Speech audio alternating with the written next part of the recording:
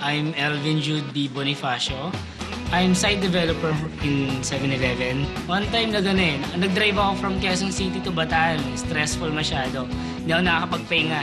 So ang ginawa ko, nag-commute na lang ako through bus. Sa bus kasi 3 beses kung huminto yan sa terminal.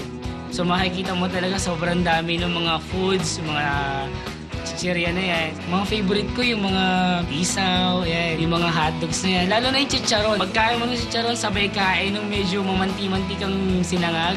Wala, champion sa agahan yun. Nung malaman ko ngang high cholesterol ako, medyo, syempre, nakakapanghina. Madalas sumakit yung bato ko. Tapos nahihilo ako pagdating sa field. Sa Quaker Smart Heart Challenge, sabi sa amin, every morning, 70 grams para malesen yung cholesterol. 6 a.m. pa lang, nandun na kasi unang-una maganda yung chicks na nagsaserve. Ayun, nung malaman ko nga ganun kalaki yung ibinaba ng cholesterol level ko, parang mas naging excited pa akong kumain ng Quaker every morning. Tama ka na muna chicharon, tama ka na muna isaw. Dito muna ako kay Quaker Oats. Magiging healthy heart pa ako.